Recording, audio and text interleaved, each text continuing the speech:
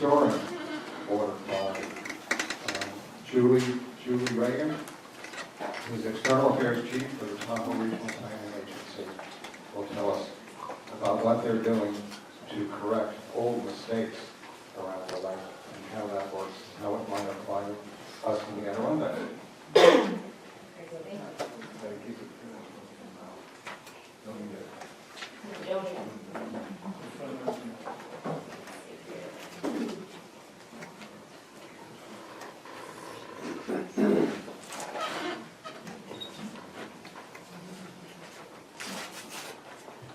Well, hello, and thank you for having me. I am so delighted to be here in the Adirondacks.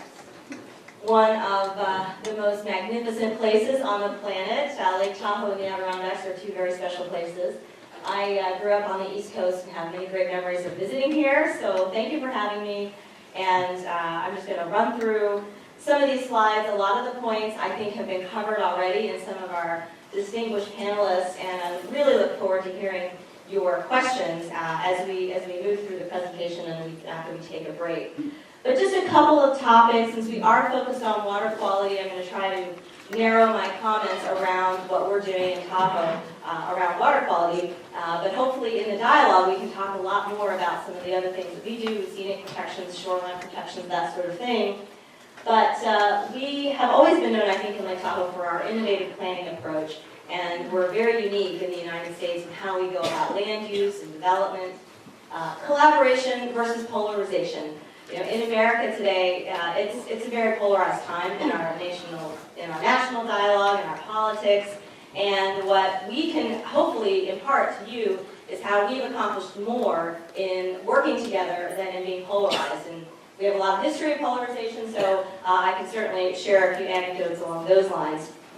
We also have embraced what is an emerging discussion called the triple bottom line, where the environment, the economy, and the community working together as a system can all win. And we've been very focused in our planning at the agency on the environment. But in recent years, we've really needed to have that recognition that it all has to work together, and there shouldn't be an expense on one side and a gain on the other. We have to work together as a system in collaboration. First of all, how many people have been to Lake Tahoe, just to show of hands? All right. More than half the room have been to Lake Tahoe. That is fantastic. Well, you know where it is. If you've been there and if you haven't, I'll just give you a quick orientation. We're on the west coast here. This is Lake Tahoe, right on the elbow of California. And 2/3 of the lake is in California and 1/3 is in Nevada. So we are a bi-state entity. And we have this distinction under the Clean Water Act as being an outstanding national resource water. And there are only 3 bodies on the western United States of water that have that distinction: Mono Lake and Crater Lake. Mono Lake in California, Crater Lake to our north in Oregon. The watershed. We've covered a lot of ground today about what are some of the interesting features of the watersheds, the various watersheds of the Adirondack. We're fortunate that we have this basin. We are a bowl. From the top of the mountains, everything flows into Lake Tahoe. There are 63 streams in, 1 river out. The Truckee River flows out on the north end of the lake. We are in the 2 states, California on this side, Nevada over here. We're a fraction of the size of the Adirondack. So our land mass of 500 square miles, 200 square miles of which is the lake itself, we have about 200,000 acres. A couple of interesting other points: we're high elevation, we're high desert. We have a very deep lake, 1,625 feet deep lake. So when you really combine all these factors and the natural features, we're very unique in the world as far as lakes are concerned. We have a very small year-round population, about 53,000 residents, and that actually has been shrinking in recent years, and I'll talk a little bit about why that is. The majority of our property owners are part-time residents, largely from San Francisco and the Bay Area. So about anywhere from 60–65% of the structures of the homes in Tahoe are owned by folks who just vacation there, live there part-time. Maybe they only come once a year. And that presents its own unique challenges in terms of the social fabric of the community. We have a lot of public land, and I'm just so pleased to hear about all the acquisitions of the Adirondacks in recent years. We've been very fortunate over time, particularly in the last 20 years, of major acquisitions by the U.S. Forest Service. The Forest Service manages about 75% of forest system lands in the basin. And the two states have acquired properties along the shoreline, so we have state park, a lot of public access. And then we have other local entities and jurisdictions that own public land. And so 10% of that land is private, but most of that is along the shoreline and in our urban centers. The lake has a 600-year retention time frame. So one drop of pollution going in today might take 600 years to find its way out because of how large, 39 trillion gallons of water. But the good news is it's not going to take us 600 years to solve this problem of water quality. So that's a good thing. So Mark Twain has written a lot about Lake Tahoe. One of my favorite quotes, "A weekend camping at Lake Tahoe would restore an Egyptian mummy to his former vigor." And you can look at this picture and you can appreciate that. Absolutely. We're not a national park, and there was a big push at the turn of the century in the early 1900s to make Lake Tahoe a national park. Certainly the natural features would justify that, but there was always too much private land. Even then, there was too much private land. So that dispute was settled. We're not a national park. We have federal land, we have Forest Service land, but we're not a national park. So that is this healthy tension of public and private, which you are wrestling with here today. We are an ultra-oligotrophic lake, so we're a very sterile lake, and that's why we have such unbelievable clarity, and we'll talk some more about that. We have the Olympics in common. In 1960, Squaw Valley hosted the Winter Olympics on the north end of the lake, and that really put in place a major building boom. There were some other land use issues going up to 1960, but after 1960, Lake Tahoe was on the map, and we heard from our morning speaker, people were buying homes, they were traveling, they were vacationing. So we had a huge development boom, which triggered an outcry. At one point, there was thought to be a projection at one point of having a city as large as San Francisco at the lake, 700,000 people. So that really mobilized support. And we had, at the time, Ronald Regan, who was the governor of California, Paul Waxaw, who was the governor of Nevada, who basically came together and said, we have to do something. We have to create a regional planning authority to really put the brakes on runaway development, or we're going to lose the lake forever. At the same time, we had a very renowned scientist, Dr. Charles Goldman from UC Davis, who was doing research on the lake, saying water quality is an issue, and if all this development that's happening is affecting the lake. Another very bold move that was taken during that time in 1970, no new septic tanks. So we are completely centrally sewered in the basin. So all of those 50,000, 45,000 developed properties are all central sewer. There might be a few remaining septics out on Forest Service lands, old cabins, but that was a very bold move. And today, even after the wastewater is treated in our communities locally, it is then exported out of the basin for use in ranch lands outside of the watershed. So there's no reuse of wastewater at all because of the concern of the nitrogen and the phosphorus. So that was very bold at the time. We have this bi-state compact that is akin to your APA Act. We have a lot in common with the APA, and I really enjoyed hearing their presentation this morning. It is a tough job. I like to say we're the agency that everyone loves to hate, hates to love. We have had major controversies in our local community. I think we've covered some ground there in recent years to improve that. But the bi-state compact is very visionary. It put a moratorium on subdivisions. There's no new casinos. Casinos was our big economic engine.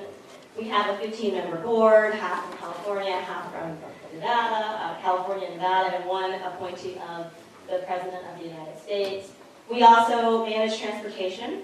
And we actually have a provision in the compact that requires us to try to reduce the dependency on the private automobile. And that's a real challenge because our entire land use pattern was developed around the automobile. So going back and trying to fix that is something that is a big challenge. The compact actually was just recently updated. As with all parties and that healthy tension, California and Nevada, two very different states, very different ideas about the best future for the lake. I've spent the last 4 years of my life, I oversee government relations, working with our two state capitals in Sacramento and Carson City to actually craft some updates to the compact that really looked into how the economy is considered in the environmental planning process. And we have had a very heavy regulatory hand historically, and there's a cost to that. So I think we're now in the place of having a nice equilibrium where you've got regulations on the one hand, collaboration on the other hand, and together you can do what's best for your watershed. This gives you just a picture of some of the political complexity. It is a very complex political landscape. Nevada over here, California over here. We have the two state legislative bodies. We have our congressional delegation. Because we have 9 federal agencies that operate in Tahoe, we have a very complex federal regulatory landscape, and then we have lots of local officials. So a lot of cooks in the kitchen, but also we get the benefit of great ideas and people working together and trying to find common ground. We have mandates in all of these areas, all of these standards in terms of the environment. So not just water quality, but scenic resources, vegetation, soils, noise. We also have scenic ordinances, no billboards. We actually have scenic shoreline protections where new homes or homes that are required to get a permit to upgrade or remodel have to be a natural color so that it blends in with the environment. And that's all part of our responsibility given in the compact. The Secchi dish. Who's familiar with the Secchi? All right, a lot of you know what's going on here. We like to think of ourselves as the rock star of the Secchi because we have a good number, 75 feet. It used to be 100. Crater Lake is still at 100, but of course there's zero development in that watershed. So we've been tracking this. We have a really rich data set from the 60s from UC Davis with the research that they've been doing. Our Secchi is both our blessing and our curse. It gives something to rally around. We record it every year. It's a very big focus of the overall health of our ecosystem. It functions really as a bellwether of our overall health with the condition of the forest and the soil. But it also fluctuates with things like precipitation. How much snow we have, how much runoff coming in really affects what's going on. So I'm very pleased to report in the last 10 years, we've actually been seeing a major positive trend. We were on what I considered a nosedive of decline. We were dipping into the 60s, and now we've been hovering at around 70, 75 feet for the last decade. Just to slow that decline in a watershed as big as ours with that kind of depth is a huge accomplishment.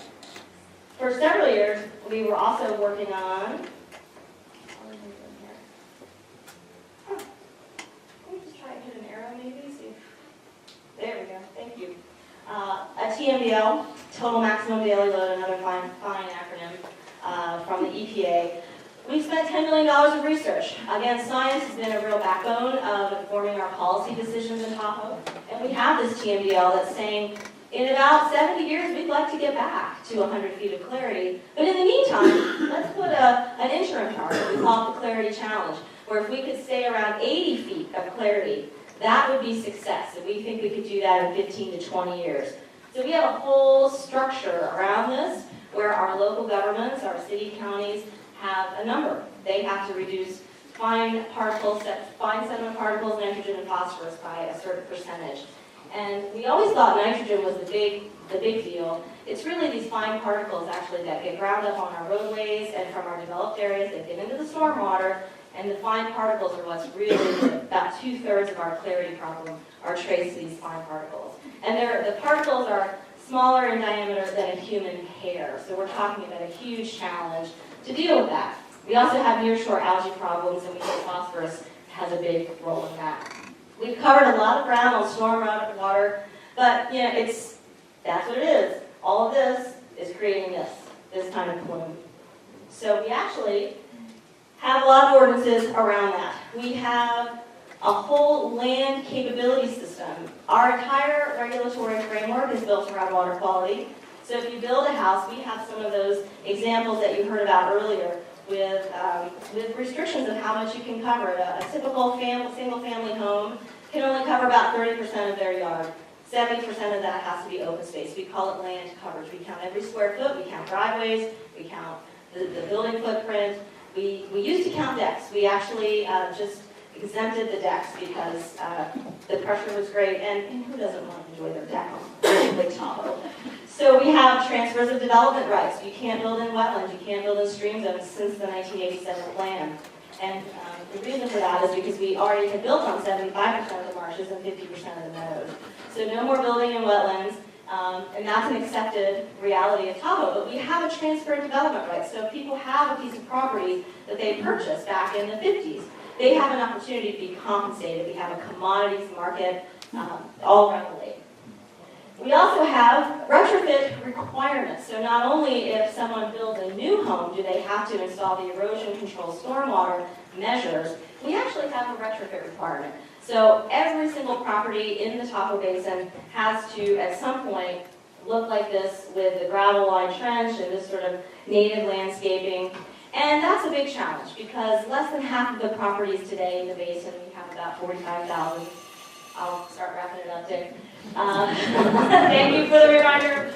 Have these erosion control measures, and it's very difficult to go back in time and to have folks on limited incomes have to invest to put those in place.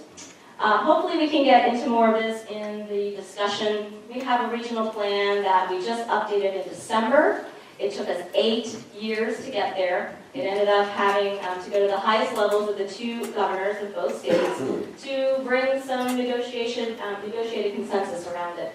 And in that program, we have what are called local area plans. We have an area planning framework where local counties adopt their plans that are consistent with the regional plan.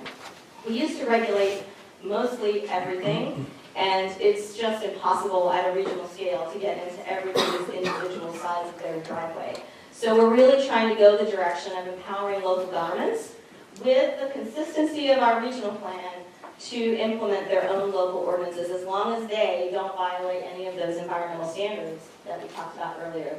Community engagement has been a huge focus for our organization, and that is how I think over time we're going to regain the trust of our community. Because when you regulate private development, as Keith said earlier, someone's always going to have something to say.